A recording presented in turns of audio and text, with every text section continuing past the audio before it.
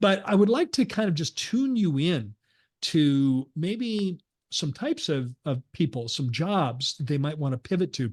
Naren, one thing that happened with COVID and the way the world shut down after COVID is it gave a lot of people time to think about how they want to spend their time.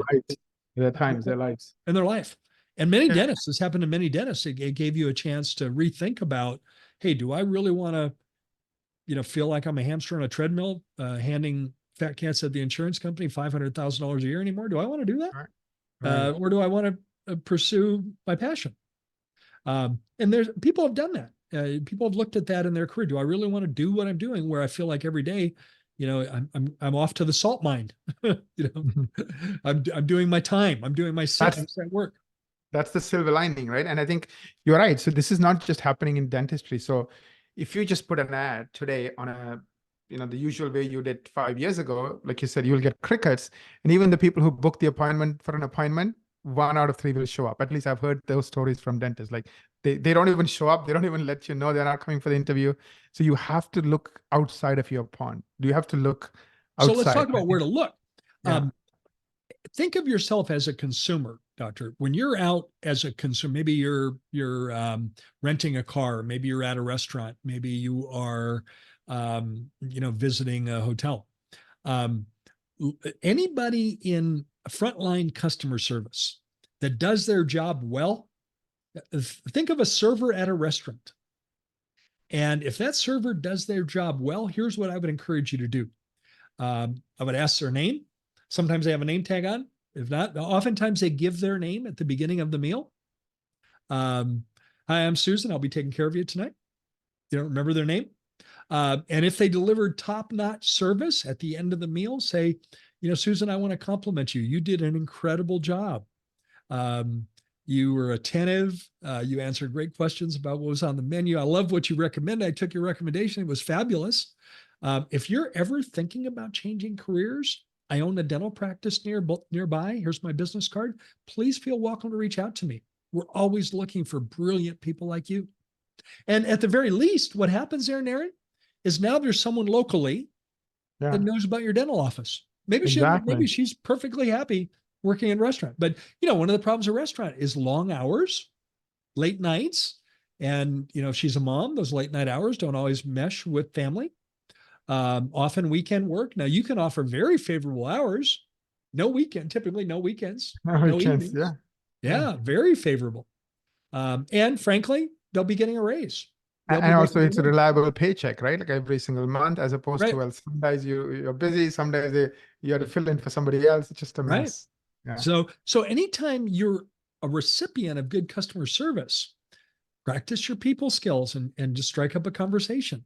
Even a retail shop, right? Like let's say retail, same thing. Retail, there's a lot of people in retail that realize that that the future of retail is gone. Right. New shops aren't opening up.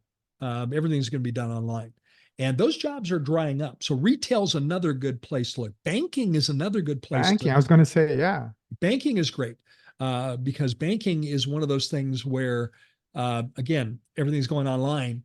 People that used to work their way up from a teller, up to eventually become an officer in the bank, those days are kind of gone because it's being done online. Another example is school teachers. School teachers, and I'm pretty firmly convinced that about half the school teachers in the world are so frustrated about the school district politics, they want to change careers. Yes. They want to change. School teachers can make great new patient coordinators, can make great administrative team members. They learn quickly. They're fantastic. They don't have to know anything about dentistry. Counselors, another good example. People that are working in counseling. There's been a lot of discussion of mental health. That's been kind of on the radar screen over the last couple of years, and rightfully so. I'm kind of happy about the recognition of mental health as something we need to pay attention to. But if you've noticed, Naren, there are a lot of counseling firms offering virtual counseling services. So doing this from home, right? As opposed to, you used to go to a counselor, and sit down in their office and talk to them. And now they're just doing it virtually. And there's a lot of counselors saying, I don't like that. I want to be face-to-face. I want to be with people. So there's another area, that you might look at. But I really think that any of these, anywhere that someone gets an opportunity to exercise their people skills could be a really good fit for dentistry. Very likely, every one of the possibilities that I've named today will have some computer experience.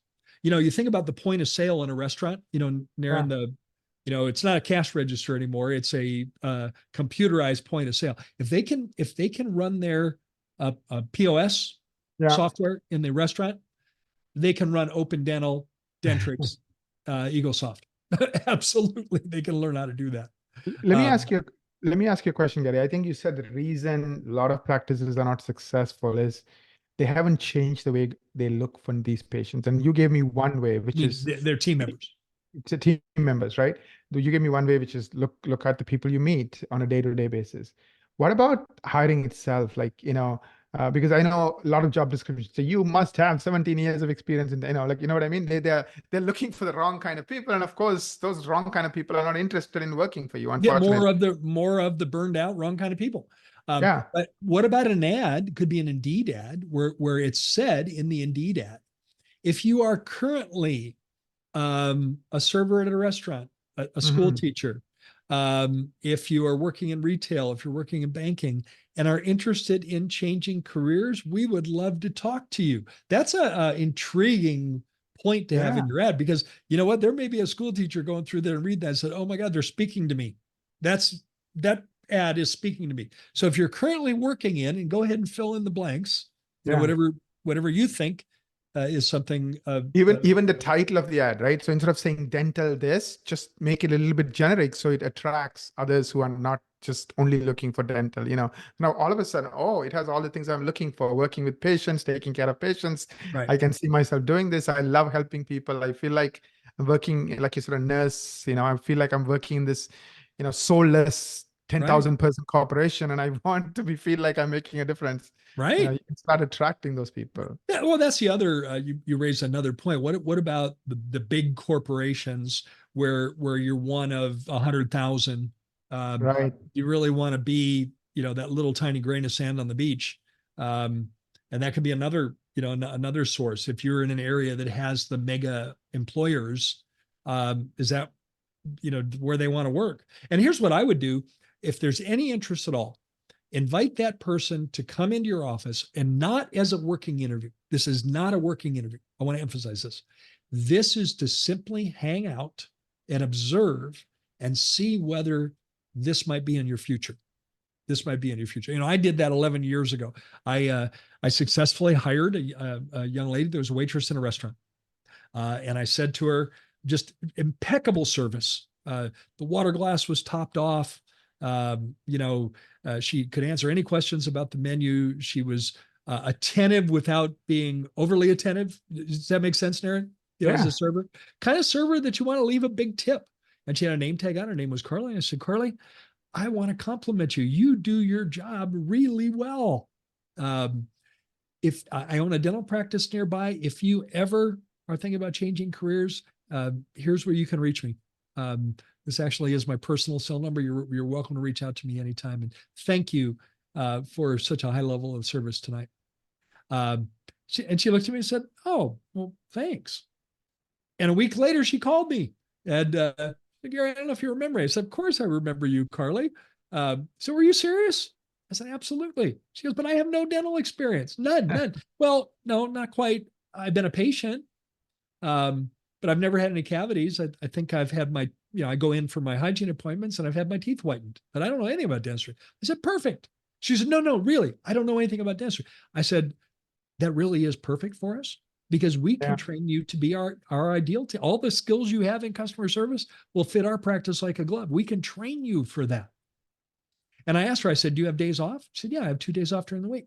I said, you're welcome to come in and just shadow, just hang out. We'll pay you. We'll pay you for that, for your time. And see, and maybe it'll be for you, maybe not, maybe, but anyway, it was Tuesday and Thursday. At the end of Thursday, she said, I never imagined working in dental. I like this here. I'd like to give this a go. So that's what I would do. I would invite them in. And like I said, if you make this overture, if you make this compliment someone and they're not interested, now someone has your card and maybe they'll be a Yep. patient in your practice. I mean, that's not a Exactly. bad fallback. But I think there's a silver lining in looking outside of dentistry. Now, there are good people in dentistry that are looking at pivoting too. So I Right. don't want to say, be closed-minded. There are good people. There are good people that are looking for an office like yours. But I'd be open to looking outside of dentistry. We're going to talk a lot more about that in the Q&A segment, um, training and all those details. But right now, I want to put it on your radar screen. We have examples in my client base, many. So this isn't just a unicorn kind of thing, but we have many examples of hiring from being creative about who we're looking for. And it's turned out to be a very intentional hire. And it's turned out to be someone that was really a great fit for the practice.